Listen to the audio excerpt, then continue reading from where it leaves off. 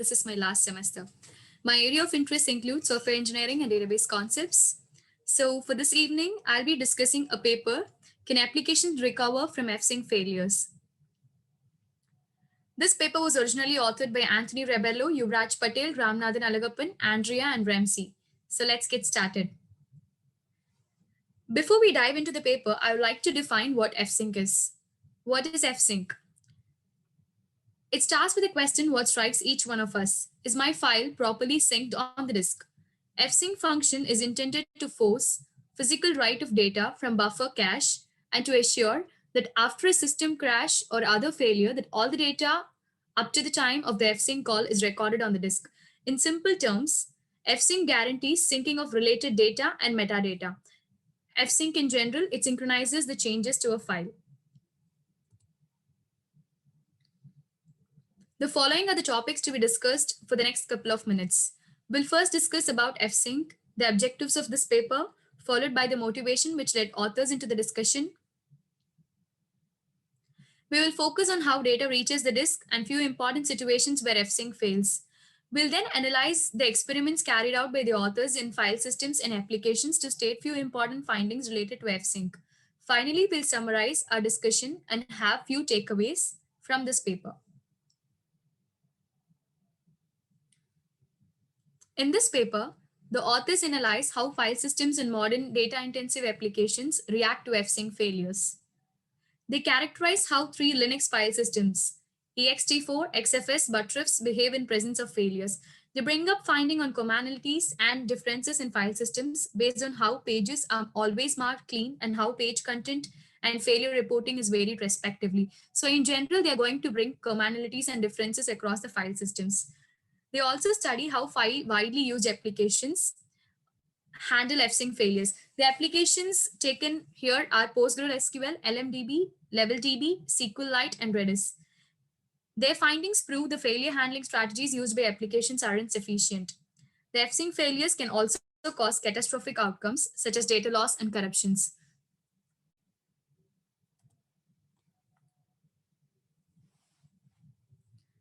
The motivation behind this paper is applications usually manage data. They must also ensure that they can handle and recover from any fault that occurs in storage stack. Recently, a PostgreSQL user encountered data corruption after a storage error, and PostgreSQL played a part in that corruption. Because of the importance and the complexity of the error, the authors described the situation. Before experimenting on the file systems and applications, we'll get to know how data reaches a disk. So this is how data reaches a disk. The applications and disk directly, they don't contact in a direct means. They have a file system in between to provide the means of communication. File systems provide applications with open, read, and write system calls to interact with the underlying storage media. We know that hard disks and solid state drives are much slower than main memory. The operating system maintains a page cache of frequently used pages of file in the kernel space in the main memory. When an application calls read, the kernel first checks if the data is in the page cache. If not, the file system retrieves the data from the underlying storage device and stores it in the page cache. When an application calls write, the kernel only dirties the page in memory while notifying the application that the write has succeeded. There is now a mismatch between the data in the memory and the data in the device. This can lead to data loss. So if we see in this diagram, we can actually see the blue color files are clean pages, wherein the red one is a dirty page, which is a new data which is to be written in the disk. So before it's written in the disk, it is going to be in the cache. And when there is a system failure, this data will be lost before it's written in the disk. That's why there's a mismatch between the data in the memory and on the device, which can also lead to data loss. So to maintain durability, the file system periodically synchronizes the content between the memory and disk. Synchronization in the sense, the dirty pages are marked as clean pages periodically using fsync function. So the file system periodically synchronizes content between the memory and the disk by flushing data pages and marking them clean. Applications that require stronger durability guarantees can force the dirty pages to disk using fsync system call. So fsync system calls will forcefully make the dirty pages clean.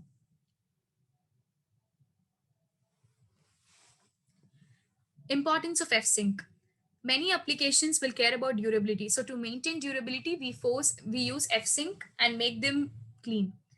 Devices have volatile storage. Ordering of writes is important to maintain consistency. Apart from that, there are certain situations where fsync can fail. When durability gets harder to get right, failures before interacting with the disk, failures while interacting with the disk. Apart from these certain fsync failures, we also have some theoretical fsync failures. The underlying storage medium can have insufficient space. The file descriptor cannot be valid, or the file descriptor is bound to a file that does not support synchronizations. These errors can occur while validating input and metadata. So the methodology behind this is as follows. To understand the file system reactions to fsync, we focus on errors that may occur after file system starts synchronizing dirty pages to disk. Fsync signals an IEO error. This error is very difficult to handle because the file system may have already begun an operation, that which refers like it is already in a different stage. To trigger IO errors, we inject a fault for a single sector or block within the request. When a file system sends a write request to the storage device, this allows us to observe the impact of an unmodified file system. We use dmloki here to send all these requests and mark it in a way where it does not fail deterministically. So workloads, to exercise the fsync path, two simple workloads are created using common write patterns. We use single block update and multi-block append. So if you can see, this is single block update. In a single block update, we actually modify the file which is in the place. Here the content and the timestamp may change, but the file does not grow or shrink.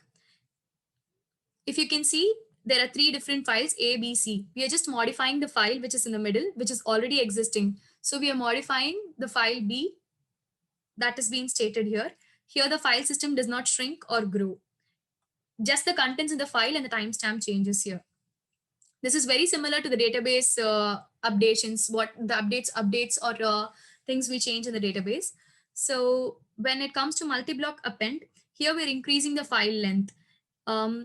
There's a file that we have an existing file A, we append B and C to A. So the file system grows here. So the experiment here, we run the workloads on three different file systems, ext4, XFS, and Btrfs. We have certain questions for each file systems. They are answered.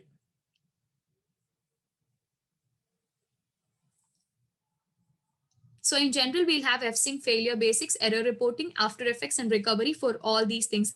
ext4 has been it's been worked in two different modes, ordered and data, XFS and Btrfs. So we have all these questions. We have 11 questions to be answered by categorizing into 4 different parts. So when it comes to, I actually hope that you can see this picture. Yeah, we can see it. Yeah, thank you. So we just have something, is the page dirty or clean after failure? So we see like all the three different file systems mark the page clean after an fsync, but actually it doesn't, it's not clean. The data is, as we said, as we have seen before, the data is lost while this process happens. Does the in-memory content match the disk? So ext4 in ordered mode and data mode marks it no. XFS marks it no, whereas Btrfs make it yes. So the data before and after matches in case of Btrfs. Also, the fsync reports failure also differs. If you see ext4 in ordered mode, XFS and Btrfs, actually they report the failure immediately, wherein ext4 in the data mode does not report the failure. So these are certain questions which are answered for all these three file systems. So the following are the notable remarks when this experiment has carried out. Dirty pages are always marked clean. So as it is marked clean, so retries are ineffective. Errors are not handled uniformly. Page content varies across file systems. Notifications are not always immediate, as we previously saw. The notification is not immediate in case of ext4 data mode. In-memory data structures are not correct. Future operations can cause non-overwritten blocks in case of ext4 and XFS, and holes in case of buttress. Both are corruptions to the application. So now let's check whether the application strategies are effective when fsync fails. The authors use a fault model with CuttleFS and introduce workloads in the execution environment. They use CuttleFS for deterministic failure. They choose a simple workload which inserts and updates a key value. Then we make fsync fail and dump all the key value pairs, after which they interpret the model. All the key values are dumped in different modes when running on an application restart, on a page affection, on a machine restart. So the 5 widely used applications are divided based on key value store and relational database. 3 embedded applications are used and 2 servers are used. LMDB, LevelDB, and SQLite come under embedded, server Redis, and PostgreSQL. So after performing the methodology of introducing simple workload and making fsync fail, this is the result. This diagram actually shows the results. So all these applications are being run on three different file systems. ext4 has ordered mode and data mode. So if we can see, there is false failures in case of, apart from Redis, other applications show false failures, and there's a data loss in ext4 data mode. If you can see, XFS and ext4 ordered mode are very much similar. They show a same pattern. So it's okay to ignore XFS. So wherein is buttress just shows us data loss and false failures. We also have some corruption of data in ext4 data mode. So this shows fsync fails in all these applications too. So the major takeaway from both this application and file system failures while using fsync are: existing file systems do not handle fsync failures uniformly. Copy on write file systems such as buttress handle fsync failures better than existing. Journaling file systems like ext4 and XFS. ext4 data mode provides false sense of durability. Existing file systems fault injection tests are devoid of workloads that continue to run post-failure. Application developers do not target specific file systems. Applications also employ a variety of strategy when fsync fails, but as said, none of them are sufficient. Applications run in recovery logic that access incorrect data in page cache. Application recovery logic is not tested with low-level block faults. From the above experiments, the authors derived few important conclusions. File systems always behave differently on fsync failure. So we took 3 different file systems. Each of the file system had certain differences on an fsync failure. Applications assuming more than the above are susceptible to data loss and corruptions.